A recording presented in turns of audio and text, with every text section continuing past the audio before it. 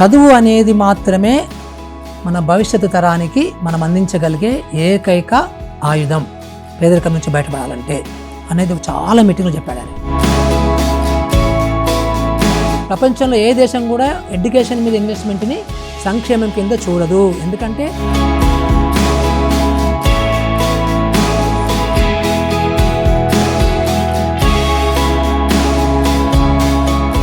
సాక్షి ప్రత్యేక కార్యక్రమానికి స్వాగతం. నా పేరు స్వప్న. అందరికీ నమస్కారం. విద్య సమాజ నిర్మాణానికి ఒక మూల స్తంభం అన్న విషయం అందరికీ తెలుసు. కానీ నిజానికి విద్యా వ్యవస్థని క్షుణ్ణంగా అధ్యయనం చేసి పిల్లలకు కావాల్సిన చదువు ఏమిటి, పిల్లలు బడికి వెళ్ళి సరిగ్గా సవ్యంగా నేర్చుకోవడం వల్ల ఎంత అభివృద్ధి చెందుతారనే అంశాలపై చాలా కొద్దిమంది మాత్రమే అధ్యయనం చేశారు. అటువంటి వారిలో రిటైర్డ్ ఐఏఎస్ ఆఫీసర్, అందరికీ సుపరిచితులు, and forum for social reforms founder కన్వీనర్గా ఉన్నారు వారు ప్రస్తుతం. అండ్ అపారమైన వారి అనుభవంలో విద్యా వ్యవస్థని ముఖ్యంగా వారు పనిచేసిన అన్ని ప్రభుత్వాలలో చాలా దగ్గరగా గమనించి చక్కటి మార్పులు తీసుకొచ్చారు. మోస్ట్ రీసెంట్లీ వారు ఆంధ్రప్రదేశ్ రాష్ట్ర ప్రభుత్వ సలహాదారుగా అక్కడ విద్యా వ్యవస్థని కూడా సమూలంగా ప్రక్షాళన చేయడంలో కూడా తోడ్పడ్డారు.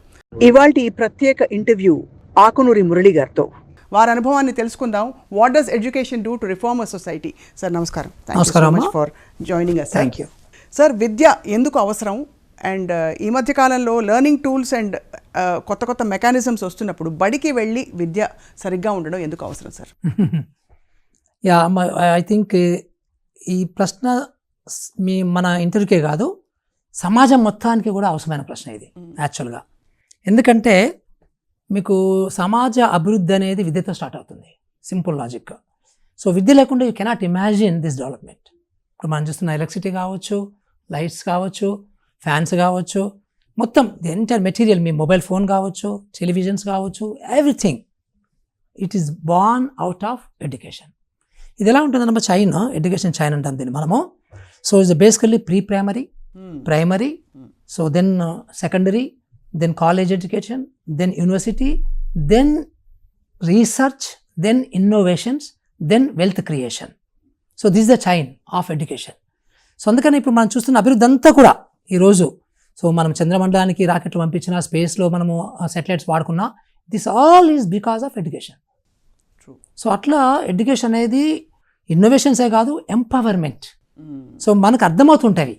ఈరోజు మురళి అనేవాడు క్వశ్చన్ చేస్తున్నాడు అంటే పొలిటికల్ సిస్టమ్ని కానీ, సొసైటీలో ఉన్న ప్రాబ్లమ్స్ని కానీ, it's because of this empowerment given by the education. So ఆ రకంగా women education. So how come women now questioning, how come women are now boldly with courage they are able to go roam around question. ఎంతమంది ఇప్పుడు మీలాంటి జర్నలిస్టులు దేశంలో, ప్రపంచంలో ఎంతమంది question చేస్తున్నారు ఉమెన్? అది ఎట్లా జరిగింది? It's just because of education. Sadly sir, మనకి ప్రభుత్వ రంగ విద్యా సంస్థలు అంటే మొదటి నుంచి కూడా, whether it's college education or schools, కొంచెం చిన్న చూపు ఉంది కదా సార్ వ్యవస్థకి. ఎందుకంటే తెలిసి ఎంత కష్టపడైనా సరే ఒక ప్రైవేట్ స్కూల్కి పంపిస్తా, నేను అప్పు చేసైనా సరే, కానీ నేను పబ్లిక్ స్కూల్కి పంపిస్తే నాకు నమ్మకం లేదు అని ఒక పరిస్థితి తయారైంది సార్. కారణం ఏంటి సార్? ఇప్పుడు ఇది తప్పు తల్లిదండ్రులదా ఎవరిది అంటే ప్రభుత్వం తప్పు. Very simple logic. ఇప్పుడు చాలామంది తెలియని విషయం ఏంటంటే, అంటే ప్రభుత్వ విద్య అంటే అది జరగదు మన దేశంలో. సో కంపల్సరీ ప్రైవేట్ రంగమే ఉండాలి, ప్రైవేట్ రంగం వాళ్ళు మాత్రమే ఒక నాణ్యమైన విద్య ఇవ్వడానికి అవకాశం ఉంటుంది. సో ప్రభుత్వ రంగంలో విద్య ఇవ్వడానికి అవకాశం ఉండదు అనే ఒక థియరీని బాగా అల్లేశారు ఇక్కడ. కానీ మీరు గత 200 సంవత్సరాల చరిత్ర తీస్తే ఇప్పుడున్నటువంటి అభివృద్ధి చెందిన దేశాలు, జర్మనీ కావచ్చు, జపాన్ కావచ్చు, స్వీడన్ కావచ్చు, స్విట్జర్లాండ్ కావచ్చు, అమెరికా కావచ్చు, కెనడా కావచ్చు, ఇవన్నిటిని మీరు జాగ్రత్తగా గమనిస్తే అప్పటి నుంచి మొదలుపెట్టి ఇప్పటి వరకు, ఈ రోజు వరకు కూడా 95-96% మంది పిల్లలు దేశంలో గవర్నమెంట్ స్కూల్కి వెళ్తారు, నాట్ టు ప్రైవేట్ స్కూల్స్. మన దగ్గరనేమో రోజు రోజుకి సో ప్రభుత్వ విద్యల నుంచి ప్రైవేట్కి వెళ్తున్నారు. వాస్తవం సార్. ఇది ఎవరు తప్పిది అంటే పాలకులది. సో ఎందుకంటే మన పాలకులకి విద్య అనేది ప్రాధాన్యత కాదు, దీంట్లో చాలా చారిత్రాత్మక అంశాలు ఉన్నవి, భావజాల అంశాలు ఉన్నవి. ఇవి కూడా మనం మాట్లాడుకోకపోతే దిస్ ఇస్ నాట్ కంప్లీట్. భావజాలం గురించి చెప్పండి సార్ ఫస్ట్. తప్పకుండా చెప్తాను భావజాలం గురించి, ఎందుకంటే భావజాలమే మూల కారణం. అవును, మన దగ్గర భావజాలం ఏంటంటే 2000-2500 సంవత్సరాల నుంచి మన భావజాలం ఎట్లా ఉందంటే అందరూ సమానంగా ఉండొద్దు, మహిళలు ఇక్కడ ఉండాలి, మగవాళ్ళు ఇక్కడ ఉండాలి. తర్వాత కులాలు ఏర్పాటు చేసుకున్నాం. కొన్ని కులాలు ఇక్కడ ఉండాలి, కొన్ని కులాలు ఇక్కడ ఉండాలి, కొన్ని కులాలు ఇక్కడ ఉండాలి. సో ఇది ఒక నిచ్చెన మెట్ల వ్యవస్థను ఏర్పాటు చేసుకున్నాము. తర్వాత విద్య అనేది కొంతమందికే ఇవ్వాలి, పూర్తిగా మహిళలకు ఇవ్వద్దు, పూర్తిగా ఈ కులాల వాళ్ళకి ఇవ్వద్దు అనేది చాలా క్లియర్గా మనము రకరకాల లిటరేచర్లో 2000 నుంచి 2500 సంవత్సరాలు మనము రాసుకున్నాము. సో దాని ప్రకారమే జరిగింది ఇన్ని సంవత్సరాలు కూడా. సో ఆ ఎఫెక్ట్ ఇప్పుడు కూడా ఈ రూలర్స్ మైండ్లో ఉంది. ఇంకా కూడా అందరు చదువుకుంటే ఎట్లా, అందరు చదువుకుంటే అందరు క్వశ్చన్ చేస్తే ఎట్లా, అందరూ లీడర్స్ అయితే ఎట్లా, అందరూ ఆఫీసర్లు అయితే ఎట్లా, అందరూ ఎంప్లాయీస్ అయితే ఎట్లా, పని ఎవరు చేస్తాడు, నా బరిలోడు వస్తాడు, నా వ్యవసాయంలో కూలీలు ఎవరు వస్తారు, ఎక్కడి నుంచి వస్తారు, నా ఫ్యాక్టరీలకి చీప్ లేబర్ ఎక్కడ దొరుకుతారు, ఇవన్నీ ఉన్నాయి. టు బి ఫ్రాంక్, చాలామంది ఏమనుకుంటా అంటే మనకు డబ్బు లేదేమో, మన పేద దేశం ఏమో అనుకుంటాం కదా. కానీ అది ఎంత బోగస్, ఎంత బోగస్ అంటమ్మా. నేను ఎప్పుడు అంటుంటాను అన్నమాట, ఏంటంటే ఇప్పుడు ముఖ్యమంత్రి గారు అంటే పాత ముఖ్యమంత్రి గారి మనవాడు ఓకిడ్జి స్కూల్లో చదువుకున్నాడు, హిమాన్షు. ఈ మధ్యలో అమెరికా వెళ్ళాడు 12వ తరగతి తర్వాత. ఇప్పుడు అన్ని స్కూళ్ళు ఓకిడ్జి స్కూల్ ఎందుకు ఉండకూడదు? మీ పిల్లలు మన పిల్లలు, మన పేద పిల్లలు అందరూ కూడా అలాంటి స్కూల్ ఎందుకు ఉండకూడదు? మనకి వాళ్ళకు మాత్రం ఎందుకు ఉండాలి? తప్పు కదా ఇది. ఎందుకంటే అన్ని దేశాలు ఉన్నాయి అట్లా, అమెరికా లాంటి దేశాలు అన్ని దేశాలు ఉన్నాయి. ఈవెన్ ఆఫ్ఘనిస్తాన్ లాంటి పేద దేశాల్లో కూడా అలాంటి స్కూల్ ఉన్నాయి గవర్నమెంట్ స్కూళ్ళలో. ఇక్కడ ఎందుకు ఉండవు? దీనికి సింపుల్ అనమాట. మనం డబ్బు లేదు అనుకుంటాం కదా. నేను అన్ని క్యాలిక్యులేట్ చేశాను. Recommended manifesto how education should be in Telangana రాసి మనం అందరికి ఇచ్చాను, కాంగ్రెస్ మేనిఫెస్టో తీసుకోమని. అయితే మనకి ఎంత కదా మాకు కావాల్సింది, జస్ట్ బడ్జెట్ 12% పెడితే, మనకి 12% పెడితే ఎల్కేజీ నుంచి మొదలుపెట్టి ఆయనన్న కేజీ టు పీజీ అనేది ఒక ఇంటర్నేషనల్ స్టాండర్డ్స్కి ఇవ్వడానికి అవకాశం ఉంది. ఒక 5 సంవత్సరాలు ఉన్నాయి. 5 సంవత్సరాల్లో అంత మార్పు వస్తుంది. అంత 12%. నేను చెప్పేది ఏదో నేను 30% ఇవ్వట్లేను. సో ఈ ఇన్వెస్ట్మెంట్ అనేది would you call it development sir? ఇక మంచి క్వశ్చన్ అడిగా మనం. Very nice. ఇది సంక్షేమం కిందకి రాదు. ప్రపంచంలో ఏ దేశం కూడా ఎడ్యుకేషన్ మీద ఇన్వెస్ట్మెంట్ని సంక్షేమం కింద చూడదు. ఎందుకంటే that will be contributing to GDP, gross domestic ప్రొడ్యూస్లో.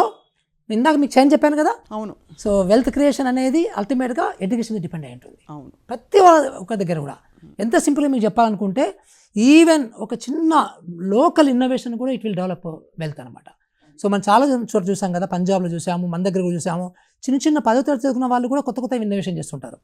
అంతెందుకమ్మా, మన 140 కోట్ల జనాభా కదా మనది. ఒక్క మనకి నోబెల్ లారెట్ అన్నా మనకు వస్తున్నాడా ఈ సిస్టమ్ నుంచి? ఎందుకు రావడం లేదు? ఎందుకంటే మనది ఎడ్యుకేషన్లో చాలా లోపభూయిష్టంగా ఉంది. మన సిస్టమే లోపభూయిష్టంగా ఉంది. చిన్న దేశాలు 40 లక్షల పాపులేషన్, బల్గేరియా లాంటి చిన్న దేశాలు, స్వీడన్ లాంటి 1 కోటి జనాభా దాంది, ఇలాంటి చిన్న దేశాల నుంచి కూడా నోబెల్ లారెట్స్ వస్తారు, ఇన్నోవేషన్స్ వస్తాయి. ఇప్పుడు మనం చూస్తున్న అన్ని ఇన్నోవేషన్స్ కూడా ఒక్క ఇన్నోవేషన్ ఇండియా నుంచి రాలేదు. ఇన్ని వేల సంవత్సరాల నుంచి, ఇన్ని వందల సంవత్సరాల నుంచి. ఎందుకు? ఇట్స్ బికాజ్ మన భావజాలము అనేది చాలా అగ్లీగా ఉంది. అదే అందుకనే కదా ఇప్పటికీ కూడా. ఇప్పుడు ఇంత మోడీ గారు అంటారు బేటీ బచావో బేటీ పడావో అంటాడు. ఆయన చేసింది ఏంటి బేటీ పడావోకి? ఏమీ లేదు. జస్ట్ 2.5% బడ్జెట్ అమ్మా ఆయన ఇచ్చింది గత 10 సంవత్సరాలు. సరిపోతుంది? ఎక్కడ సరిపోతుంది అది? కొఠారి కమిషన్ వాళ్ళు స్టేట్ గవర్నమెంట్ 20% ఇవ్వాలి బడ్జెట్, అండ్ సెంట్రల్ గవర్నమెంట్ వాళ్ళు 10% ఇవ్వాలి. Then only education will be developed అని చెప్పేసి వాళ్ళు చాలా క్లియర్గా 66 or 67లో చెప్పారు కొఠారి కమిషన్ వాళ్ళు. ఇప్పటికీ మీకు ఇంత డెవలప్మెంట్ అయిన తర్వాత కూడా అన్ని యూనివర్సిటీలు అయినవి బాగైనవి, అన్ని స్కూళ్ళు బాగైనవి అన్న చోట కూడా జర్మనీ లాంటి దేశాల్లో, డెవలప్డ్ దేశాలలో ఇప్పటికీ కూడా వాళ్ళ బడ్జెట్ 20 to 30% ఉంటుంది ఎడ్యుకేషన్ మీద. మోస్ట్ రీసెంట్లీ సార్ మీరు ఆంధ్రప్రదేశ్లో వర్క్ చేశారు కదా, అంటే యాజ్ అడ్వైజర్. ఇక్కడ నేను వాలంటీర్ రిటైర్మెంట్ చేసుకున్న ఒక 1 week లోపలనే నాకు జగన్మోహన్ రెడ్డి గారి ఆఫీస్ నుంచి పిలుపు వచ్చింది. ఎందుకంటే అప్పటికే నేను చెప్పాను, నేను ఒక విద్యా వాలంటీర్ పనిచేద్దాం అనుకుంటున్నాను, ఎందుకంటే నా సర్వీసెస్ ఇక్కడ వాడటం లేదు కేసీఆర్ గారు, సో నేను ఏం చేస్తున్నాను అని నేను జస్ట్ అనౌన్స్ చేశాను. నేను ఎంబీ ఫౌండేషన్తో కానీ, సో అజంజీ ప్రేమ్జీ ఫౌండేషన్తో కానీ పనిచేద్దాం అనుకుంటున్నాను వాలంటీర్గా అని చేసినప్పుడు వాళ్ళు నాకు అక్కడ నుంచి పిలుపు వచ్చింది, మా దగ్గర ఎందుకు మీరు చేయకూడదు విద్య అని. సో మీరు వెళ్ళినప్పుడు సార్ ఫస్ట్ ప్రాబ్లమ్ స్టేట్మెంట్ ఏం చూసారు అక్కడ? ఎందుకంటే అప్పటికే అంటే విద్యని సమూలంగా మార్పు చేయాలనే సంకల్పం అయితే ఉంది, కానీ ఒక ఎక్స్పర్ట్ కమిటీ అవసరం. సో మీ ఎక్స్పీరియన్స్తో మీరు అక్కడ చూసిన ఫస్ట్ విషయం ఏంటి, సూచించింది ఏంటి సార్? అంటే అమ్మ, ఇది ఎడ్యుకేషన్ రంగం మన దేశంలో కానీ ఆంధ్రలో కానీ అప్పటికి ఆంధ్రలో, ఇప్పటి ఆంధ్ర డెవలప్ అయింది, కొంత మంచిగా డెవలప్ అయింది. విషయం ఏంటంటే విద్యా రంగంలో అన్ని సమస్యలే, ఒక్కటి కూడా ఇది బాగుంది అని చెప్పడానికి లేదు. సో మీకు మరుగుదొడ్లు సమస్యనే, డ్రింకింగ్ వాటర్ సమస్యనే, కరెంటు లేకపోవడం సమస్యనే, ఫ్యాన్ లేకపోవడం సమస్యనే, టీచర్లు చదువు లేకపోవడం సమస్యనే, సో బ్లాక్ బోర్డులు లేకపోవడం కూడా సమస్యనే, చాకు పీసులు లేకపోవడం కూడా సమస్యనే, పిల్లలకి సంబంధించి వాళ్ళకి సంబంధించిన మెంటరింగ్ అనే సమస్యనే. సో అన్ని సమస్యలే, ఇన్ఫ్రాస్ట్రక్చర్, తరగతి గదుల సమస్యనే పెద్ద సమస్య ఇంకా అది. సో ఇవన్నీ సమస్యలుగా ఉన్నటువంటి సిచ్యుయేషన్ అప్పుడైతే ఉండింది. సో నాకు ఫస్ట్ టైం నేను సీఎం గారిని కలిసినప్పుడు, జగన్మోహన్ రెడ్డి గారిని కలిసినప్పుడు మురళన్న, నన్ను మురళన్న అంటాడు. ఆయన చాలా మంచి రెస్పెక్ట్ ఇచ్చేవాడు. చాలా ఈ విషయంలో మాత్రం చాలా బ్రహ్మాండంగా జగన్మోహన్ రెడ్డి గారు విద్యకు సంబంధించి మాత్రం చాలా ఇంట్రెస్ట్ చేసుకున్నాడు. That I have to accept. First మీటింగ్లో మురళన్న, నేను 1500 కోట్ల రూపాయలు నేను ఇది ఇన్ఫ్రాస్ట్రక్చర్కి ఇద్దామనుకుంటున్నాను. సో అని చెప్తే, సార్ నాకు కొంచెం టైం కావాలి, నేను మళ్ళీ వస్తాను మీ దగ్గరికి, మీరు చెప్పారు కదా మీరు ఇవన్నీ ఉండాలి అంటే ప్రతి స్కూల్లో ఆయన చెప్పిన ఏంటంటే 8 పాయింట్లు చెప్పాడు. 8 అన్ని స్కూల్లో ఉండాలి చెప్పాడు. 45,000 పైచిలకు స్కూల్స్ ఉన్నాయి కదా సార్? ఎస్, అక్కడ 44,600 స్కూల్స్ ఉన్నవి. ఆయన ఏం చెప్పాడంటే ప్రతి స్కూల్లో మరుగుదొడ్లు ఉండాలి, ప్రతి స్కూల్లో గ్రీన్ బోర్డ్స్ ఉండాలి, ప్రతి స్కూల్లో బెంచెస్ ఉండాలి, ప్రతి స్కూల్లో ట్యూబ్ లైట్లు, ఫ్యాన్స్ ఉండాలి, ప్రతి స్కూల్లో కంపౌండ్ వాల్ ఉండాలి, సో ప్రతి స్కూల్లో డ్రింకింగ్ వాటర్ ఉండాలి. సో ఇట్లా చక్కగా అన్నీ అని చెప్పాడు ఆయన. తర్వాత ప్రతి స్కూల్లో తరగతి గదులు కూడా సఫిషియెంట్గా ఉండాలని చెప్పాడు. ఇవన్నీ చెప్పిన తర్వాత ఆయన 15 కోట్లు 44,000 స్కూళ్ళు నా మైండ్లో క్యాల్కులేట్ చేసింది. నేను మళ్ళీ వస్తాను మీ దగ్గరికి అని చెప్పి మళ్ళీ ఒక 1 వీక్ టైం తీసుకొని నేను మొత్తం ఒక టేబుల్ తయారు చేశాను. సో ఒక్కొక్క ఐటెం మీద ఎన్ని స్కూల్స్లలో ఇవి లేవు, దానికి అప్రాక్సిమేట్ కాస్ట్ ఎంత అవుతుంది అని ఆయన చెప్పింది. 3 సంవత్సరాల్లో 3 దఫాలుగా 3 ఫేజ్లు అన్నాడు. సో ఫస్ట్ ఫేజ్లో 15,700 స్కూల్ తీసుకున్నాము. సో మొత్తం నేను బ్రాడ్గా తయారు చేసి ఇవి ఉంటే ఇంత ఖర్చు అవుతుందని చెప్పేసి నేను ఫిగర్ ఇచ్చాను. అంటే అమ్మో అయితే తరగతి గదులు తీసేయని చెప్పారు. సో తరగతులు తీసేసాం. తీసేసిన తర్వాత నేను ఒకటే చెప్పాను. ఆయన ఎప్పుడు అనేవాడు, ఏమనేవాడంటే ఇట్లా ఉన్న స్కూలు ఇలా ఇట్లా ఉండాలన్నాడు. అంత మార్పు రావాలంటే ఇట్స్ 180 degrees చేంజ్ ఇది. So it's black and it's white, అంటే జస్ట్ సింబాలిక్గా, బ్లాక్ ఇస్ నాట్ బ్యాడ్ అని కాదు కానీ బట్ సింబాలిక్గా. నేను సార్ మీరు ఇట్లా ఇంత మార్పు రావాలంటే మనము క్వాలిటీ స్టాండర్డ్స్లో అసలు 80% కాంప్రమైజ్ కావద్దు, నెంబర్ 1. సో నెంబర్ 2 ఇన్వెస్ట్మెంట్స్ పెట్టాలి. నెంబర్ 3 నేను చెప్పిన రికమెండేషన్ ఏంటంటే, సో ఈ మనీ సరిపోదు, సో ఈ మనీ కావాలి. సో ముందు మనం 15,700 స్కూల్కి వెళ్దాం, దాని తర్వాత చూద్దాం అని 15,700 స్కూల్కి నేను ఒక ఎస్టిమేట్ ఇచ్చాను. సో 4,300 కోట్లు ఇచ్చాను నేను. ఇస్తే పాపం ఆయన షాక్ అయ్యాడు. అంటే ఆయన ఎక్స్పెక్టేషన్ లేదు అది. సో మళ్ళీ అంటే ఆయన మైండ్లో ఉంటుంది కదా, బడ్జెట్ ఎక్కడ కట్ చేయాలి, ఎక్కడ ఇవ్వాలని ఉంటుంది కదా. బట్ కొద్దిసేపు సైలెన్స్ అందరు కూడా.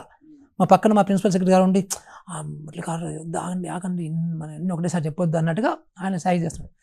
తెలియాలి కదా, రూలర్కి తెలియాలి, అన్నీ తెలియాలి. మనదే ముందు పోయేది, he has to take a decision కదా. సో మనం ఏమి ఓపెన్ మీటింగ్లో కాదు ఇది. So it's only close door meeting. ఏముంది కదా, అక్కడ ఫ్యూ ఆఫీసర్స్ ఉన్నారు అంటే, సరే వెళ్దాం, దీనికి వెళ్దాము, క్లాస్ రూమ్స్ మన తర్వాత చూద్దాము, ఇవి వెళ్దాం, గో హెడ్ అందరు. నేను ఉన్న 3 సంవత్సరాలలో 1,500 కోట్ల అని నేను మైండ్లో ఉన్న బడ్జెట్ని ఎక్కడ తీసుకెళ్ళాను తెలుసా? నేను 16,000 కోట్లు తీసుకెళ్ళాను. 16,000 కోట్లు తీసుకెళ్ళాను ఎడ్యుకేషన్, మా బడ్జెట్. అసలు 10 రెట్ల నాడు నేడుకి, ఓన్లీ నాడు నేడుకే. మళ్ళీ ఇంకా మిగతా టీచర్లది అన్నీ పక్కన పెట్టేయండి, ఓన్లీ మౌలిక వసతులకు సంబంధించే. సో తరగతి గదులు వద్దన్నాయనే, తరగతి గదులు స్లోగా, తర్వాత జూనియర్ కాలేజ్ వద్దన్నాయనే, అంటే వద్దన్నా అంటే డబ్బు లేక. సో జూనియర్ కాలేజ్లో ఆడపిల్లలు ఎట్లా సఫర్ అవుతున్నారు మరుగుదొడ్లు లేక, అన్ని ఫొటోస్ ఉంచాను నేను ప్రతిసారి కూడా. కానీ గొప్ప విషయం ఏంటంటే జగన్మోహన్ రెడ్డి గారి దగ్గర ప్రతి 15 రోజులు 2 వీక్స్కి ఒక మీటింగ్ టెన్షన్గా పెట్టేవాడు. సో ఆ మీటింగ్లో 3-4 గంటలు కూర్చునే వాళ్ళం, ఓపెన్గా మాట్లాడుకునే వాళ్ళం, అన్నీ ఓపెన్. చక్కగా మా సలహాలు ఆయన తీసుకునేవాడు, ఆయన సలహాలు మేము తీసుకునే వాళ్ళము. ఒక ఇద్దరం కలిసి, సో నేను, మా ప్రిన్సిపల్ సెక్రటరీ, మంత్రి గారు, ఆయనే, తర్వాత మా ఎండీలు, మా డైరెక్టర్లు అందరం కూర్చొని చక్కగా డెసిషన్ తీసుకునేవాళ్ళం బ్రహ్మాండంగా. సో అందులో నుంచి అవ్వాలి రైట్ అన్ని ఎప్పటికప్పుడు. ఒక విషయం చెప్తాను మీకు, ఆయన ఎంత డీటెయిల్గా పోయేవాడంటే, సో ఉదాహరణకి మిడ్ డే మీల్స్, మధ్యాహ్న భోజనం, దానికి సంబంధించి ఒక గుడ్డు మీద 4 మీటింగ్లు పెట్టాడు ఆయన. గుడ్డు క్వాలిటీ ఎట్లా ఇంప్రూవ్ చేయాలని దాని మీద. అంటే అంతకుముందు గుడ్డు ఉండేది, అసలు గుడ్డు ఉండేది, కానీ గుడ్డు సప్లైలో, గుడ్డు సైజులో, గుడ్డు క్వాలిటీలో చాలా ప్రాబ్లమ్స్ ఉండేవి. అంటే నేను చెప్తున్నాను ఒక ఎగ్జాంపుల్.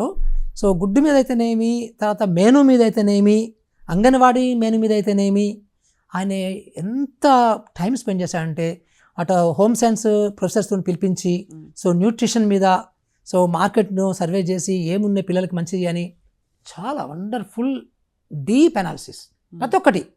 సో మేము ఏదైనా పెడితే, అంటే ఇప్పుడు బెంచెస్, చాలా మాకు కూడా మంచి మంచి ఐడియాస్ ఇచ్చేవాడు ఆయన, చాలా మంచి ఐడియాస్ ఇచ్చేవాడు. సో బెంచెస్ మేము ఎక్కడ కాంప్రమైజ్ అవ్వాలి కాదు, ఆయన కూడా మమ్మల్ని ఎప్పుడు కూడా కాంప్రమైజ్ కామని కూడా చెప్పేవాడు కాదు. ఉదాహరణకు ఏమంటే చెప్పాలి ఇప్పుడు అది కొన్ని విషయాలు. ఒకసారి మేము గాడ్రేజ్ని బెంచెస్ మీద గాడ్రేజ్ని రిజెక్ట్ చేసాం. మేము టెండర్స్లో పార్టిసిపేట్ చేయడానికి రిజెక్ట్ నో అని చెప్పేసాం. అంటే మనందరికీ గాడ్రేజ్ అంటే ఒక మైండ్లో ఎంత ఉంటుంది. ఎందుకంటే పాతకాలంలో మేము గాడ్రేజ్ ఫర్నిచర్ కొనాలంటే ఆఫీసులకి వీ యూజ్ టు వెయిట్ లిస్ట్లో ఉండేవాళ్ళం. ఒక మేము ఆర్డర్ చేయడానికి 6 months మా సప్లై అయ్యేది. దానికి ఏం కొటేషన్స్ ఉండేది కాదు, ఎందుకంటే వాడు వన్ సైడ్ అనమాట. అయినా మేము కొనేవాళ్ళం కొంతమంది ఆఫీసర్లమే క్వాలిటీ గురించి. అలాంటి గాడ్రేజ్కి రిజెక్ట్ చేస్తామని సరే వాళ్ళు పరిగెత్తుకుంటూ సీఎం దగ్గరికి వెళ్ళారు. సీఎం కూడా స్టన్ అయ్యాడు, అదేంటి గాడ్రేజ్కి ఎట్లా రిజెక్ట్ చేస్తారు బెంచెస్ మీద, ఎందుకంటే వాళ్ళు ప్రొఫెషనల్ ఫర్నిచర్ వాళ్ళు కదా. అవును. అంటే మేము చెప్పాము ఆయనకి, సార్ అంతా బాగానే ఉంది, ఇప్పుడు చాలా మార్పులు చేర్పొచ్చాయి. సో ఢిల్లీలో కూడా మేము చూసి వచ్చాము. సో దాన్ని కూడా మేము ఇంప్రూవ్ చేసాము. ఢిల్లీ స్కూల్లో ఉన్నటువంటి బెంచెస్ని కూడా ఇంప్రూవ్ చేసాము. దాంట్లో కొన్ని ప్రాబ్లమ్స్ మేము ఐడెంటిఫై చేసాము. సో ఇది పర్టికులర్ థింగ్ ఒకటి, ఆ కార్నర్ బెండ్ కావాలమ్మా. కార్నర్ బెండ్ కావడం మూలన దానిపైన ఉన్నటువంటి లేయర్ అనేది చాలా కాలం పాటు ఉంటుంది. అది బెండ్ లేకుండా షార్ప్ ఎడ్జ్ ఉంటే అక్కడ కట్ అయిపోయి తొందరగా పోతుంది, పీల్ ఆఫ్ అయిపోతుంది. So that we realized durability కోసము మేము దాన్ని కాంప్రమైజ్ కాలేదు. మీకు ఆ ఎక్విప్మెంట్ లేదు, వాళ్ళకి ఆ ఎక్విప్మెంట్ ఉంది. అట్లా ఎక్విప్మెంట్ ఉన్న వాళ్ళు 4-5 ఉన్నారు దేశం మొత్తంలో. మేము దేశం మొత్తంలో ప్రతి ఒక్కటి టాప్ 10 టాప్ 5 వాళ్ళతో మాట్లాడేవాళ్ళం. మాట్లాడి మీరు దయచేసి పార్టిసిపేట్ చేయండి. అందరూ ఏం చేస్తారు, వాళ్ళు మా దగ్గరికి వస్తారు, మేము వాళ్ళ దగ్గరికి వెళ్ళేవాళ్ళం. సో మీరు పార్టిసిపేట్ చేయండి, మేము no nonsense, no corruption, ఎవరు మిమ్మల్ని సఫర్ చేయరు, మాకు ఎవరు డబ్బులు ఇవ్వాల్సిన అవసరం లేదు. సో ఏదో ఒక గోల్ ఉంటుంది కదా sir, I want to through these measures increase school admissions into public schools and I want to reduce the drop outs. అలా మీ మిషన్ స్టేట్మెంట్ ఏమనుకుని ప్రొసీడ్ అయ్యారు sir? Before I go to mission statement I will complete గార్డేజ్ story. So గార్డేజ్ వాళ్ళకి లేనందుకు CM గారు మమ్మల్ని పిలిచి, అరే ఎందుకన్నా మురళన్న ఎందుకు చేస్తారు ఇది అంటే అన్న వాళ్ళకి ఇది లేదు అన్న. దాని తర్వాత వి రిజెక్టెడ్ నో అని. దాని మీద ఏమనలేదు ఆయన, ఏమనలేదు, no comments. So we rejected. మళ్ళీ సెకండ్ ఫేజ్ వచ్చినప్పుడు వాడు ఆ మిషన్ కొనుక్కొని మేము we got machine, so now we can produce that also అని చెప్పేసి వచ్చిండు అనమాట. అది. So now coming back to this mission statement అనేది ఏంటంటే, ఆయన అనేవాడు 2 విషయాలు అనేవాడు పాపం జగన్మోహన్ రెడ్డి గారు. సో ఏ విషయం ఆ విషయం మాట్లాడుకోవాలి ఫ్రాంక్గా. 2 విషయాలు చెప్పేవాడు. చదువు అనేది మాత్రమే మన భవిష్యత్తు తరానికి మనం అందించగలిగే ఏకైక ఆయుధం పేదరికం నుంచి బయటపడాలంటే అనేది చాలా మీటింగ్లో చెప్పాడు ఆయన. Number 1 is that. నెంబర్ 2, మనము మన యొక్క పిల్లల్ని గ్లోబల్ సిటిజన్స్గా కన్వర్ట్ చేద్దాం. సో అంటే ప్రపంచ స్థాయి పౌరుల కింద మనం మన పిల్లల్ని తయారు చేసుకోవాలి. సో అందుకనే ఈ 2 స్టేట్మెంట్ ఆయన రిపీటెడ్గా చెప్పేవాడు, మా మీటింగ్లో చెప్పేవాడు, పబ్లిక్ మీటింగ్లో చెప్పేవాడు. సో ఈ 2 ఉద్దేశంతోనే మేము ఎక్కడ కాంప్రమైజ్ కాకుండా డిసైడ్. సో నేను ఒక ఇంజనీర్గా, ఒక ఐఏఎస్ ఆఫీసర్, నాకు ఒక కమ్యూనిటీ మొబిలైజర్గా నాకు ఇవన్నీ బాగా ఎక్స్పీరియన్స్ కాబట్టి which can work, which doesn't work అనేది నాకు బాగా తెలుసు. ఇందాక మీరు చెప్పిన దాంట్లో మధ్యలో ఆగిపోయింది ఎక్కడంటే, ఆయన చెప్పాను మీరు మనం కాంప్రమైజ్ కావద్దు, క్వాలిటీ స్టాండర్డ్స్ అనేది. ఇంకొకటి కూడా చెప్పాను, మీరు నిజంగా కూడా ఇట్లా ఉన్నది ఇట్లా కావాలి అంటే కాంట్రాక్టర్స్ని పెట్టకూడదు. చాలా కీలకం అది ఎవరు ఒప్పుకోరు. ఇలాంటి రాజకీయ నాయకులు, ఏ రాజకీయ నాయకులు కూడా ఒప్పుకోరు. ఎందుకంటే కాంట్రాక్టర్స్, ఇంజనీర్స్, పొలిటీషియన్స్ నెక్సెస్ అమ్మ దేశం మొత్తంలో, కాశ్మీర్ టు కన్యాకుమారి, ఈ 3 కూడా పంచుకుంటారు డబ్బులు. ప్రభుత్వం యొక్క ఇది ఎక్కడ అన్ని చోట్ల కూడా కొట్టేస్తారు డబ్బులు, టు బి ఫ్రాంక్. సో ఆయన షన్నాడు, అది ఎట్లా చేస్తాం, మరి దేంతో చేస్తావు, ఎట్లా చేస్తావు. నేను ఒకటే చెప్పాను, మనము తల్లిదండ్రుల కమిటీ ఉంటుంది. ఎందుకంటే మనకు ప్రైవేట్ స్కూల్కి ఒక శ్రీనివాసరావు, వెంకటరెడ్డో ఎవరో ఒక ఓనర్ ఉంటాడు, ప్రభుత్వ స్కూల్కి ఓనర్ ఉన్నాడు. ఇది main sir. Yes. So this is a problem sir మనకి. మనము కానీ తల్లిదండ్రుల కమిటీని దీంట్లో ఇన్వాల్వ్ చేస్తే మనకు మనీ సేవ్ అవుతుంది, క్వాలిటీ స్టాండర్డ్స్ కాంప్రమైజ్ కాము, ఓనర్షిప్ వస్తుంది. ఓనర్షిప్ రావడం వల్ల మన మేనేజ్మెంట్ ఎబిలిటీ మారుతుంది, టీచర్లు ఎక్కువ చదువు చెప్పడానికి అవకాశం ఉంటుంది, పిల్లల్ని పట్టించుకుంటారు, నాణ్యత పట్టించుకుంటారు, దాన్ని గుడిలాగా చూసుకుంటారు అనేది నేను చెప్తే ఆయనే డౌట్ఫుల్గా చేశారు. అవుద్దా ఇది, ఎక్కడ చేయలేక దేశంలో అంటే నేను చేశాను సార్. నేను కలెక్టర్ ఉన్నప్పుడు చేశాను, ఎగ్జిక్యూటివ్ ఇంజనీర్ ఉన్నప్పుడు చేశాను, తర్వాత ప్రాజెక్ట్ డైరెక్టర్ ఉన్నప్పుడు చేశాను, చాలా రకరకాలు చేశాను. 25 సంవత్సరాల నుంచి ఎక్కడ పోయినా ఇదే చేస్తాను. సో లావోస్లో నేను అడ్వైజర్ ఉన్నప్పుడు కూడా అక్కడ కూడా చేశాను అని చెప్పేసరికి ఆయన కొంచెం అయిష్టంగా ఒప్పుకున్నాడు. రాజశేఖర్ అని మా ప్రిన్సిపల్ సెక్రటరీ అది, మా ఇద్దరం ఒక లైక్ మైండెడ్ ఉండేవాళ్ళం. సో చాలా హైలీ ఆనెస్ట్ రాజశేఖర్ గారు కూడా, ఐఏఎస్ ఆఫీసర్. సో మీ యొక్క లీప్ ఆన్ ఫెయిత్ అంటారు, అంటే మిమ్మల్ని నమ్మి నేను సంతకం పెడుతున్నాను, నేను అప్రూవ్ చేస్తున్నాను అని చెప్పేసి జగన్మోహన్ రెడ్డి గారు చెప్పారు. సార్ చూడండి సార్, మీరు నాకు టైం ఇవ్వండి, మాకు ఒక 3-4 months టైం ఇవ్వండి, సో మేము మీకు చేసి చూపిస్తాము, దాని తర్వాత దెన్ విల్ డిస్కస్ అన్నాము. సో ఫస్ట్ మీటింగ్ ఇంజనీర్స్ని కన్విన్స్ చేయడం కష్టం అమ్మా, ఎందుకంటే engineers they love contractors because they get percentage. I should tell you openly. So engineers convince చేయడానికి మాకు చాలా టైం పట్టింది. పోయి అన్ని మీటింగ్లు పెట్టాము, ఇంజనీర్స్తోని రకరకాల మీటింగ్స్ పెట్టాము. సో దాని తర్వాత సో ఇట్లా లాభం లేదని చెప్పేసి కొన్ని డెమో స్కూల్స్ తీసుకున్నాం. ప్రతి జిల్లాలో ఒక 4-5 స్కూల్స్ డెమో స్కూల్స్ తీసుకున్నాం. అట్లా ఒక 30-40 స్కూల్ తీసుకున్నాం. తీసుకొని టప్పా క్వాలిటీ మొత్తం డెమోన్స్ట్రేట్ చేసాం. అంటే తల్లిదండ్రుల కమిటీ ఎట్లా పనిచేస్తుంది, ఎలా క్వాలిటీ ఇంప్రూవ్ చేయొచ్చు అని చేసిన తర్వాత అప్పుడు 4 నెలల తర్వాత ఈ got feedback from intelligence that is going wonderful. So ఇంకా తిరుగులేదు. అప్పటి నుంచి ఆయన ఒప్పేసుకున్నాడు. సో దానివల్ల అమ్మ వెరీ సింపుల్ అమ్మా, అంటే ప్రజలకు కూడా చెప్పాలి, ఇది ఒక డాక్యుమెంటేషన్ లాగా అయిపోతుంది మనకి. మీకు చెప్పాలమ్మా, ఇంత సింపుల్గా చెప్పాలంటే మీకు టు బి ఫ్రాంక్, మీరు ఎవరు నన్ను ఏమనుకున్నా పర్లేదు, చెప్పాల్సిన అవసరం ఏంది. మన దేశంలో, మన రాష్ట్రమే కాదు, మన దేశం మొత్తంలో కూడా కాంట్రాక్టర్స్ గురించి పర్సంటేజ్ తీసుకునే వాళ్ళు ఎమ్మెల్యేస్ తీసుకుంటారు, పర్సంటేజ్ తీసుకుంటారు కాంట్రాక్టర్స్ నుంచి. అది ఇరిగేషన్ ప్రాజెక్ట్ కావచ్చు, ఒక బిల్డింగ్ కావచ్చు, ఒక రోడ్డు కావచ్చు, తీసుకుంటారు. ఇది ఒకటి ఉంటుంది, ఇది సుమారుగా 10% ఉంటుంది. సో దాని తర్వాత ఆఫీసర్స్ వాళ్ళు ఒక 10% లంచాలు తీసుకుంటారు, కమిషన్ తీసుకుంటారు రకరకాలుగా. కింద అసిస్టెంట్ ఇంజనీర్ మొదలుపెట్టి పైన చీఫ్ ఇంజనీర్ వరకు లంచాలు ఉంటాయి. తర్వాత కాంట్రాక్ట్ అనేవాడు వాడు పెట్టుబడి పెడుతున్నాడు కాబట్టి వాడి ఇన్వెస్ట్మెంట్ కాస్ట్ ఉంటుంది. నేను బ్యాంకులో పెట్టుకుని నాకు 5%, 6% వస్తుంది కదా, సో ఆ 5% ఇన్వెస్ట్మెంట్ కాస్ట్ పెట్టుకుంటాడు. తర్వాత ఆయనకు administration cost, over head cost ఉంటుంది కాంట్రాక్టర్కి, ఉంటుంది కదా, సో అదొక 5% ఉంటుంది. దాని తర్వాత ఆయనకి ఇన్కమ్ ట్యాక్స్ 2% ఉంటుంది. దాని తర్వాత ఆయన ప్రాఫిట్, మా అఫీషియల్ ప్రాఫిట్ 13%, సో ఆయన అన్అఫీషియల్ ప్రాఫిట్ కలుపుకుంటే 15-20% పెట్టుకుంటాడు, రైట్. సో ఇవన్నీ ఇంకా అవి కాక అక్కడక్కడ మీడియా ఖర్చులు కూడా ఉంటాయి. సో ఇన్ని ఖర్చులు వేస్తామా 45-50% బయటకు వెళ్ళిపోతుంది డబ్బు.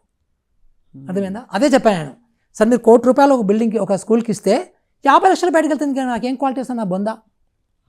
సో ఇది సేవ్ చేయాలి. ఇంకొకటి మీకు చెప్పలేదు, జిఎస్టీ ఉంది, 12% జిఎస్టీ ఉంటుంది కాంట్రాక్టర్కి కంపల్సరీ. అది మళ్ళీ గవర్నమెంట్కి వెనక్కి వెళ్తుంది. అదే నేను పీపుల్స్ కమిటీతో చేస్తే, తల్లిదండ్రుల కమిటీతో చేస్తే నాకు ఆ జిఎస్టీ కూడా పడదు, ఎందుకంటే మీరు కాంట్రాక్టర్స్ కాదు కదా. సో ఆ రకంగా నేను ఇచ్చిన ప్రతి రూపాయి బడ్జెట్ని కూడా స్కూల్ మీద ఖర్చు పెట్టచ్చు. అది ఆయన బికాజ్ ఈ నోస్ కాబట్టి ఇమ్మీడియట్గా ఒప్పుకున్నారు అండ్ విజయవంతంగా చూపించాము, ఆ డెమో స్కిల్స్ని చూపించగలిగాము, అయిపోయింది అక్కడ. దాంతోనే మీకు ఈరోజు చూస్తే స్కూల్స్ అంత బాగా ఎందుకు వచ్చినాయంటే, ఇప్పుడు మేము ఇట్లా స్కూల్స్ స్టాండర్డ్స్ అన్నాం కాబట్టి, క్వాలిటీ అన్నాం కాబట్టి మా కాస్ట్ ఆఫ్ ఎస్టిమేట్ పెరిగింది అనుకున్నారు మీరు. మా కాస్ట్ ఆఫ్ ఎస్టిమేట్స్ రొటీన్గా వాటికంటే కూడా తగ్గింది. ఎందుకు తగ్గింది చెప్పానా, మీరు సింపుల్ లాజిక్ మీకు చెప్తాను నేను. ఈ పెయింటింగ్ ఉంది కదా, అంతకుముందు పెయింటింగ్ ఏం చేసేవాళ్ళంట మా వీళ్ళు, ఇది ఎవరిని పడితే ఇప్పుడు పెయింటింగ్ అంటే మనం ఏం చేస్తాము, మనము ఒక ఏషియన్ పెయింట్ కానీ బర్గర్ పెయింట్ కానీ మనం కొనుక్కుంటాం కదా మనమైతే. కానీ కాంట్రాక్టర్స్ అలా కాదు, చీపెస్ట్ పెయింట్ వాడతారు. మనం ఫ్యాన్ ఉన్నాం అనుకోండి, సో ఫ్యాన్ మనము ఉషా ఫ్యాను లేకపోతే మంచి బ్రాండ్ కొంటాం కదా, కైతాన్ ఫ్యాన్ అట్లా కొంటాం మనము. కాంట్రాక్టర్స్ ఏం చేస్తారు, ఈ సనత్ నగర్లో గల్లీకి ఫ్యాక్టరీస్ ఉంటాయి, ఫ్యాన్ ఫ్యాక్టరీస్. ఇది ₹2,000 ఉంటే అది ₹400 ఉంటుంది, అవి తెచ్చి పెడతారు. సో దీని వలన మొత్తం క్వాలిటీ పోతుంది.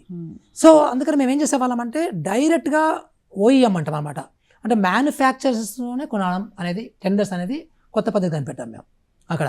అంటే వీళ్ళే పార్టిసిపేట్ చేయాలి, కాంట్రాక్టర్స్ లేరు, ట్రేడర్స్ లేరు. సో పెయింటింగ్ ఉందంటే పెయింటింగ్ కంపెనీస్ మాత్రమే పార్టిసిపేట్ చేయాలి, అది కూడా టాప్ 5 కంపెనీసే. సో అప్పుడు వాళ్ళు పార్టిసిపేట్ చేయరు, వాళ్ళకి అలవాటు లేదు. నేను అప్పుడు కోవిడ్లో నేను పర్సనల్ లెవెల్లో మాకు బాలకృష్ణ ఒక ఎండి ఉండేవాడు మంచి, మా ఇన్ఫ్రాస్ట్రక్చర్ కార్పొరేషన్ స్కూల్స్కి సంబంధించి. మేమిద్దరం కలిసి కూర్చొని మేము సీఈఓని అంటే ఫోన్ చేసేవాళ్ళం, ఏషియన్ పెయింట్ దాంట్లో ఇంటర్నెట్ తీసుకు ఫోన్ చేస్తే అక్కడ సెక్యూరిటీ ఎత్తేవాడు, ఎందుకంటే పీక్లో ఉన్నాం కరోనాలో. సో ఎవరు ఉండేది వాళ్ళు కాదు ఆఫీస్లో. వాడిని అడుకొని మీ సేల్స్ మేనేజర్ ఏదైనా ఒక ఫోన్ నెంబర్ ఇరా బాబు అంటే వాడు ఏదో ఇచ్చేవాడు చిన్నది. అలా సీఓ నెంబర్ తీసుకునేవాళ్ళం. తీసుకొని ఆ సీఓ వాళ్ళతో మాట్లాడి, సో బాబు ఇట్లా మేము అనుకుంటున్నాం, ఇట్లా మీరు రండి అని చెప్తే వాళ్ళు ఒక సేల్స్ మేనేజర్ సీనియర్ పర్సన్ పంపించేవాళ్ళు. సో వాటితో చెప్పి మళ్ళీ కవర్ పెట్టి సీఓలే దిగేవాళ్ళు రంగంలోకి. సో ఏదో అష్యూరెన్స్ ఇస్తున్నారు అని చెప్పేసి అలా అష్యూరెన్స్ ఇచ్చి అన్నీ, అది బెంచెస్ కావచ్చు, పెయింట్ కావచ్చు, డ్రింకింగ్ వాటర్ అయితే రీసెర్చ్ చేసాం మేము ఇక్కడ. ఆ కంపెనీతో రీసెర్చ్ చేసాం, లేవు బయట సిస్టమ్స్, స్కూల్లో పెట్టే సిస్టమ్స్ మేమే రీసెర్చ్ చేసాము. హైదరాబాద్ కంపెనీస్తో కూర్చొని ఎట్లా తయారు చేయాలి, దాంట్లో ఏమేమి ఉంటాయి అంశాలు, ఎక్కడెక్కడ దొరుకుతాయి. గుజరాత్లో కొన్ని స్పేర్ పార్ట్స్ దొరుకుతాయి, సో బాంబేలో కొన్ని స్పేర్ పార్ట్స్ దొరుకుతాయి. నేను బాంబేకి వెళ్ళేవాడిని, గుజరాత్కి వెళ్ళేవాడిని, పూణేకి వెళ్ళేవాడిని. సో వెళ్ళి అన్ని రీసెర్చ్ చేసి అన్ని high standards, green boards for example, green boards glare రాకుండా, ఐస్కి స్ట్రైట్ రాకుండా, black boards are not good, it's harmful.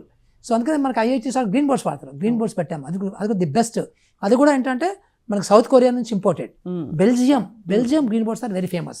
So ఆ కంపెనీ మాత్రమే కావాలి మాకు, అంటే అందులో కూడా మళ్ళీ అగైన్ అట్లా చాలా మేము క్వాలిటీని చాలా ఒక 10 పైకి తీసుకెళ్ళిపోయాం. సో ముందు సార్ యాక్చువల్లీ కంపారిజన్ చూస్తే ముందు మరుగుదొడ్లు లేవు, తప్పకుండా మంచి క్వాలిటీ మెయింటైన్ చేసే ఈజీగా మెయింటైన్ చేయగలిగే మరుగుదొడ్లు కట్టించడం, బోర్డ్స్ లేకపోవడం, గ్రీన్ బోర్డ్స్ పెట్టించడం, అలాగే వాటర్ ఫెసిలిటీ కూడా లేకపోవడం, వాటర్ ఫెసిలిటీ పెట్టించడం, కాంపౌండ్ వాల్ లేకపోవడం, కాంపౌండ్ వాల్ పెట్టించడం, ఫ్యాన్స్, తర్వాత కూర్చోడానికి బెంచ్లు లాంటి మౌలిక సదుపాయాలు చాలా బేసిక్స్ అవన్నీ.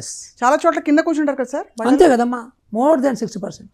సో ఇవన్నీ మీరు యూ హ్యావ్ యాక్చువల్లీ అంటే designed everything with great detail. Very much. ఎంత ఫుల్ఫిల్ ఈవెన్ డోర్స్ కూడా, తర్వాత క్లాస్ రూమ్స్ వచ్చినప్పుడు, తర్వాత టాయిలెట్స్ డోర్స్ కూడా మేము first time introduce in the government system the steel doors. అంటే అవి ఏంటంటే అవి ఒక లేటెస్ట్ టెక్నాలజీ. ఇప్పుడు మన టాటా ప్రాజెక్ట్స్ వాళ్ళు ఇప్పుడు మీకు విలాస పెట్టాయి అన్నీ కూడా అవి. సో వాటిని మేము వచ్చి నెగోషియేట్ చేసి వాళ్ళతో టెండర్స్ పార్టిసిపేట్ చేయించి ఆ డోర్ స్పెసిఫికేషన్స్ అన్నీ మళ్ళీ మాకు అనుకూలంగా పెట్టి సో వాళ్ళని ఎంకరేజ్ చేసాం డోర్స్. సో అది సీఎం గారు చూసి మొత్తం అన్ని డిపార్ట్మెంట్స్ ఇవే డోర్ వాడాలని చెప్పేశాడు గవర్నమెంట్. సో అట్లా అన్నీ మేము రీసెర్చ్ చేసాం. తర్వాత ఈ రీసెర్చ్ చేసి ఇవన్నీ కాస్టింగ్ కూడా, ఇందాక మేము పెయింటింగ్ చెప్తున్నా కదా, మామూలు స్టాండర్డ్ షెడ్యూల్ ఆఫ్ రేట్స్ ప్రకారము రేట్స్ ఎక్స్ ఉంటే అంటే 100 రూపాయలు ఉంటే మాకు వచ్చింది ఈ ఏషియన్ పెయింట్ డైరెక్ట్ కంపెనీస్తో చేస్తే మధ్యలో అందరూ పోతారు కాబట్టి 40% తగ్గింది. బెస్ట్ క్వాలిటీ వచ్చింది. సార్ మీరు పేరెంట్స్తో పిల్లలతో ఇంటరాక్ట్ అయి ఉంటారు ఈ క్రమంలో. అసలు ముందు వాళ్ళ అసలు బడికి రావడానికి అయిష్టానికి కారణాలు ఏంటి సార్? 2-3 చెప్పాలంటే. మరి ఫస్ట్ థింగ్ క్వాలిటీ ఆఫ్ ఎడ్యుకేషనే. తర్వాత అంబియన్స్ అంటే బేసిక్ ఇన్ఫ్రాస్ట్రక్చర్ అంటే మౌలిక వసతులు లేకపోవడం. ఇప్పుడు ఏ పిల్లలైనా కానీ ఆడపిల్లలు ఉన్నారు, అవును, ఎక్కడికి వెళ్తారమ్మా? కరెక్ట్. సో భయం కదా పిల్లలు. సో సెకండ్ థింగ్ అది. Third thing is English medium. So right. So తర్వాత టీచర్స్ రాకపోవడం, టీచర్స్ లేకపోవడము. సో ఇవి ప్రధానంగా ఈ 4 కారణాలు. ఇవన్నీ అడ్రస్ చేయగలిగారు మీరు? అన్నీ అడ్రస్ చేయగలం కదా. ఇప్పుడు ఇంగ్లీష్ మీడియం అండ్ ఈ ట్యాబ్స్ ఇవన్నీ ప్రవేశపెట్టాక what is the response of students and parents? అలాగే యూనిఫామ్స్, అలాగే ప్రొఫెషనల్ లుక్ కోసం స్కూల్ మంచి షూస్, బ్యాగ్స్ ఇవన్నీ ప్రవేశపెట్టిన తర్వాత సార్ పిల్లల పేరెంట్స్ రెస్పాన్స్ ఎలా ఉందో మీరు తెలుసుకోగలిగారా? చాలా డాక్యుమెంటేషన్ చేశాం కదమ్మా. సహజం కదమ్మా, చాలా సహజం కదా. ఎంత సహజం అంటే అది వాళ్ళ పిల్లలు అంటే ఎంపవర్ అయ్యారు. షూ వేసుకొని టై వేసుకొని వెళ్ళి ఒక beautiful green and pink and blue బెంచెస్లో కూర్చొని ఒక గ్రీన్ బోర్డ్ చూసుకుంటూ, తర్వాత గ్రీన్ బోర్డ్స్ మళ్ళీ హాఫ్ గ్రీన్ బోర్డు, తర్వాత then interactive panels. So TV లాంటివి పెద్దవి స్మార్ట్ టీవీస్ పెట్టాం కదా. అది కూడా నేను అందరూ మా ఆఫీసులో 54 ఇంచులు 55 ఇంచులు అంటే నో, సో 74 ఇంచులు పెట్టాల్సిందే అని 70 పెద్దది పెట్టామన్నమాట.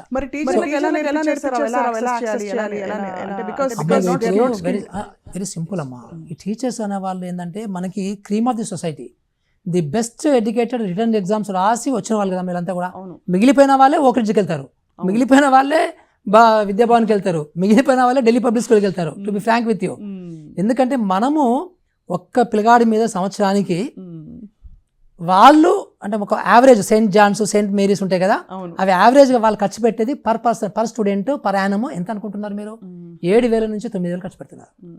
గవర్నమెంట్లో 40 నుంచి 50,000 ఖర్చు పెడుతున్నారు.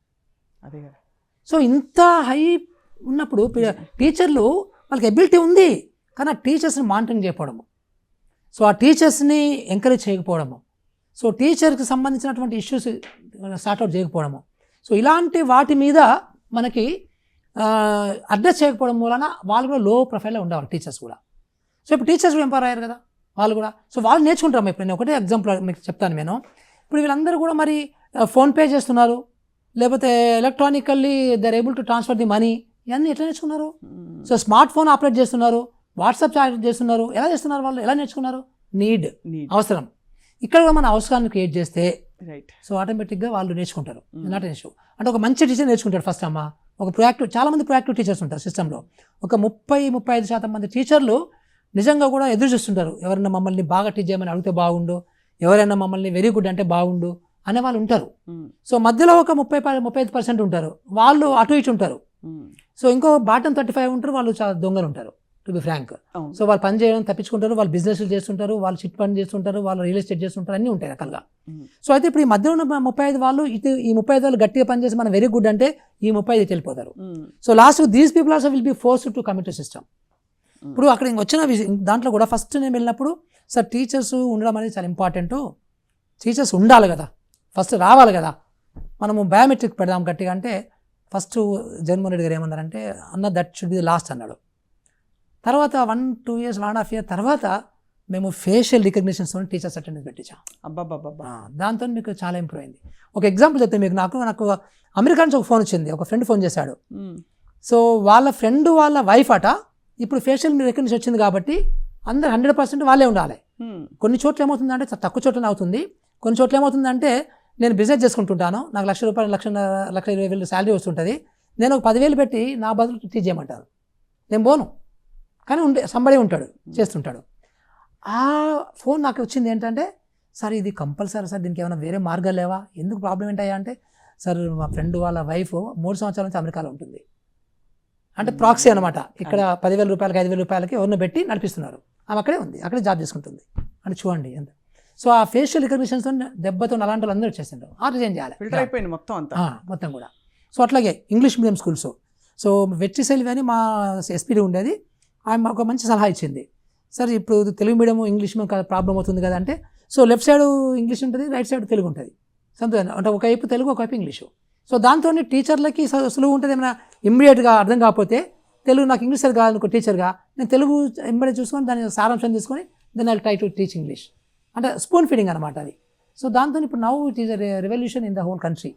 సో ఈ బోత్ సైడ్స్ ఇవ్వడం అనేది అంతా కూడా, సో దాని ద్వారా నీకు ఇంగ్లీష్ మీడియం ఈజీ అయిపోతుంది అనమాట ట్రాన్సిషన్. చాలా మందికి సార్ ఫ్రాంక్లీ అర్థం కావట్లేదు, అంటే ఇంత ఫాస్ట్గా ఇన్ని మార్పులు వచ్చేసి ఏమిటిది అంటే, వెన్ యూ అప్పుడు కొన్ని ఫొటోస్ చూస్తే అంటే అక్కడికి వెళ్ళని వాళ్ళు నమ్మలేకపోతున్నారు, బికాజ్ కలర్ఫుల్ ఒక వైబ్రెంట్ ఎన్వైరన్మెంట్ క్రియేట్ చేయడం, పిల్లలకి చాలా వెరీ కిడ్ ఫ్రెండ్లీ, ఒక బీడు వారిన గోడలు విరిగిపోయి పిచ్చిరాతలు రాసిన గోడలు అండ్ చాలా అన్ఫ్రెండ్లీగా అసలు అన్కండ్యూసివ్గా ఉండే వాతావరణం నుంచి ఈరోజు అందరం బడికి వెళ్దాం అనే వాతావరణం క్రియేట్ అయిన మాట వాస్తవం. కానీ ఇదంతా కూర్చోబెట్టి తినిపిస్తున్నారు, అభివృద్ధి జరగట్లేదని కొంతమంది అభిప్రాయపడతారు సార్, దానికి what is the answer, what you think this will do? అదేనమ్మా, ఇప్పుడు చాలా మంది ఏంటంటే ఎడ్యుకేషన్ అనేది సంక్షేమంగా చూస్తున్నారు, but education is a investment in development, right? So అది వెరీ వెరీ ఇంపార్టెంట్, ఎడ్యుకేషన్ ఎవరైనా కావచ్చు అది. ఇప్పుడు మీకు అక్కడ కేజ్రీవాల్ ఎలా గెలిచాడమ్మా 2వ సారి 3వ సారి, just because of education, investment in education. Punjab ఎట్లా గెలిచాడు, సో జస్ట్ ఢిల్లీలో స్కూల్స్ బాగా డెవలప్ అయినాయి కాబట్టి ఇది. సో డెఫినెట్గా రేపు జగన్మోహన్ రెడ్డి గారికి కూడా చాలా ఫెచ్ ఉంటుంది, సో ఎడ్యుకేషన్ మీద ఇన్వెస్ట్మెంట్ అనేది.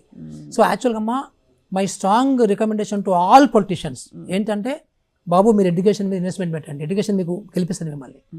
వెరీ సింపుల్ లాజిక్ అమ్మ, తెలంగాణ కాంటెక్ట్ తీసుకో, తెలంగాణలో మీకు సుమారుగా 60 లక్షల మంది పిల్లలు బెనిఫిట్ అవుతారమ్మా మంచిగా చేస్తే ఎడ్యుకేషన్, చాలా బాగా చేస్తుంది. ఎందుకంటే ఇప్పుడు ప్రైవేటు అంటే ఓకెట్ లాంటి ఒక 1% పిల్లలు బాగా ధనవంతుల పిల్లలు పక్కన పెట్టేస్తే ఈ మిగతా స్కూల్స్లో ఉన్నటువంటి పిల్లలందరి తల్లిదండ్రులు కూడా 95% తల్లిదండ్రులు అప్పు చేసి పంపిస్తారు పిల్లల్ని, అంతేగాని ఇష్టంగా పంపరు వాళ్ళు.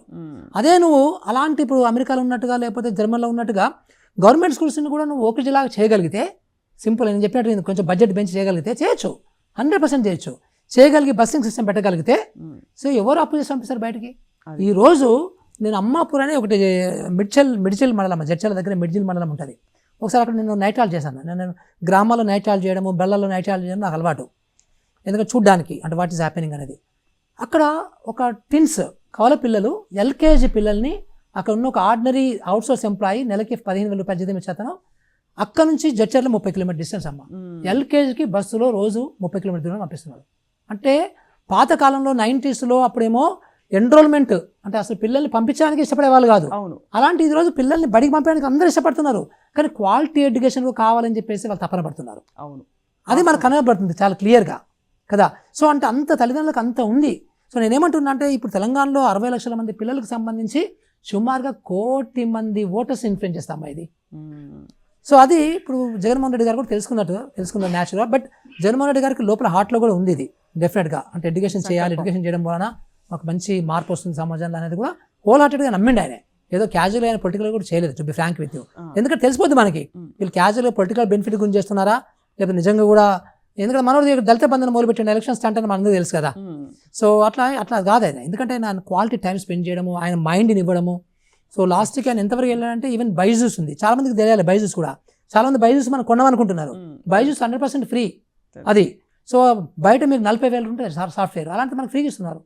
సో మనము అది ఒకటి కొనుక్కుంటే చాలు మన ట్యాబ్, సో పిల్లలకి వస్తుంది. సో డెఫినెట్గా అది మెల్లమెల్లగా ఇంప్రూవ్ అవుతుంటుంది అనమాట.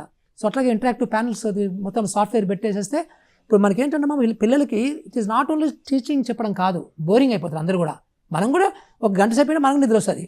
సో అది మీకు పక్కన ఒక ఆడియో విజువల్, సో యాక్టివిటీ బేస్డ్గా చెప్పగలిగితే, మనకి విజువల్గా చెప్పగలిగితే చాలా యాక్టివ్గా పార్టిసిపేట్ చేస్తారు. గుండె ఉందమ్మా, ఉదాహరణకి గుండె ఎట్లా పనిచేస్తుంది అనేది నీకు లైవ్ గుండె ఎట్లా పనిచేస్తుంది అనేది ఒక మంచి beautiful video system, sound system చెప్తే బాగుంటుందా? ఉత్తర బొమ్మ ఇట్లా గీస్తే అనుకుంటుందా? వెరీ సింపుల్ లాజిక్ చెప్తున్నాను మీకు నేను. సో ఇమ్మీడియట్ క్యాచ్ చేస్తారు మీకు అది అట్లా అనమాట. అంటే దట్ అబ్జర్ప్షన్ కెపాసిటీ అనేది, లెర్నింగ్ అబిలిటీ అనేది మీకు ఆల్మోస్ట్ 200 times ఎక్కువ ఉంటుంది, 200% ఎక్కువ ఉంటుంది మీకు. అదే దట్ ఎక్స్ప్లెయిన్స్ సార్. అంటే కన్విక్షన్ సంకల్పంతో వచ్చిన మెజర్స్ కాబట్టి Yes. ఎక్కడ బాగా విపరీతంగా హైరాణ పడిపోయి స్ట్రెస్ అవుట్ అయిపోయి దాని గురించి ఎక్కువ టామ్ చేసి ఇవి కూడా కనిపించలేదు. ఇన్ఫ్యాక్ట్ ఈ కమిటీ గురించి బహుశా ఇంటర్నల్ పీపుల్కి తెలుసు ఎలా జరిగింది ఈ ట్రాన్స్ఫర్మేషన్ అని చెప్పి. బట్ అదర్వైజ్ ఇట్ వాజ్ చాలా చేయవలసిన ఒక పనిగా బాధ్యతగా జరిగిపోయింది. చాలా హుందాగా చాలా బాగా జరిగింది. ఇంకో విషయం చెప్పరు ఈ విషయంలో, అంటే ఐ లైక్ జగన్మోహన్ రెడ్డి గారు ఇన్ ఎడ్యుకేషన్, మిగతా నాకు సంబంధం లేదు. సో ఎడ్యుకేషన్ సెక్టర్ సంబంధించి నేను జాయిన్ అయినాక 3 సంవత్సరాలు ఉన్నా అక్కడ. 3 సంవత్సరాల తర్వాత మా తెలంగాణ బాగుపరచుకుంటా సార్, నేను వెళ్తాను ప్లీజ్ వదిలిపెట్టమంటే వదిలిపెట్టాడు ఆయన. సో నేను అప్పటికి ఫెస్ట్ కూడా మొత్తం గ్రౌండ్ చేసిన తర్వాతనే దెన్ ఐ సెడ్ 3 నెలలు ముందే నోట్స్ ఇచ్చి నేను వచ్చానమాట, వెళ్తాను సార్ అని. ఇంకా నాకు అప్పటికి ఇంకా సంవత్సరం ప్లాన్ ఉండేది. సో బట్ అయితే విషయం ఏంటంటే ఈ 3 సంవత్సరాలలో 85 సార్లు మీటింగ్ పెట్టారు. 85 సార్లు I sat with him, me our principal secretary, special chief secretary, minister and commissioner, director, SPD అందరం కూర్చొని పెట్టింది. సో అన్నిసార్లు అదే మీకు మన బీఆర్ఎస్ చీఫ్ కల్వకుంట్ల చంద్రశేఖర్ రావు గారు ఒక్క నిమిషం కూడా పెట్టలే ఎడ్యుకేషన్ మీద. That's the beauty. నేను చెప్పేది ఓన్లీ మళ్ళీ స్కూల్ ఎడ్యుకేషన్ వరకే, మళ్ళీ హైయర్ ఎడ్యుకేషన్ మీటింగ్స్ మళ్ళీ సపరేట్గా ఇంకొక 30-40 మీటింగ్లు పెట్టుంటాయి ఆయన గ్యారంటీగా. So that is a kind of education మీద మాత్రము ఫోకస్ చేస్తున్నారు sir. So finally I'd like to close by saying sir, కేరళని మనం మామూలుగా లిటరసీ హైయెస్ట్ అని చెప్పి కోట్ చేస్తూ ఉంటాం. ఐ రియలీ వండర్, కేరళ మీరు వెళ్ళి చూసారా ఎడ్యుకేషన్ సిస్టమ్ అక్కడ అని. But today I think Andhra Pradesh నిజంగా సమూలమైన మార్పులు, ఒక ప్రక్షాళన, not just change but a transformation, ఆ దిశగా అడుగు వేస్తుందని చెప్పచ్చా? ఆ దిశలో 100% అడుగులేస్తుంది పక్కా చెప్పడానికి అవకాశం ఉంది. బట్ ఇంకా చాలా ఎక్కువ చేయాలి, ఇంకా చేయాలి. బట్ వడివడిగా అడుగులేసింది చాలా డెఫినెట్గా. కేరళ కంటే ఫాస్ట్గా మనం వెళ్ళాము. సో అందుకని ఈవెన్ మనకి ఈ మధ్య కాలంలో మీరు చూసారనుకుంటా, ప్రైమరీ స్కూల్ ఎడ్యుకేషన్లో ఆంధ్రప్రదేశ్ టాప్ 2 or top 3 వచ్చింది, మొన్న ఈ మధ్యలో వచ్చింది అనమాట. ఎక్కడో 18 ర్యాంక్లో ఉండేది. సో అది మనకు కనబడుతుంది క్లియర్గా. ఇంకొక 3-4 సంవత్సరాలు పనిచేస్తే కేరళని దాటి వెళ్ళిపోతుంది ఈజీగా. సో యాక్చువల్లీ అంటే on behalf of all the responsible citizens in society sir, మీకు హ్యాట్స్ ఆఫ్. అయ్యో గవర్నమెంట్ అమ్మా, అంతా ప్రజలు గవర్నమెంట్ చేసినా కూడా సార్, మీరు ఎంత శ్రద్ధ ఉంటే, మీరు జీవితం అంతా కష్టపడి పనిచేశారు సమాజం కోసం పాటుపడి, అందులో ఐఏఎస్ ఉద్యోగం ఎన్ని ఒత్తిళ్ల మధ్య టు షో అన్ ఇంపాక్ట్, ఎంత మీరు పోరాడాలో తెలుసు కొద్దో గొప్ప. అలాంటిది మీరు బయటికి వచ్చి వ్యవస్థ నుంచి నేను సమాజం కోసం పాటుపడతానని ఒక మంచి పని కోసం మీ వంతు కృషి చేసినందుకు మీకు సలాం, సాక్షి వైపు నుంచి అండ్ మా అందరి వైపు నుంచి సార్. Thank you. అండ్ మీ ద్వారా మరిన్ని మార్పులు జరుగుతాయి. మీ social reforms, social democratic forum ద్వారా కూడా చాలా మార్పులు జరుగుతాయని చెప్పి కోరుకుంటున్నాం sir. Thank you so much for your valuable time and sharing your journey. నమస్కారం. థ్యాంక్ యూ అమ్మా.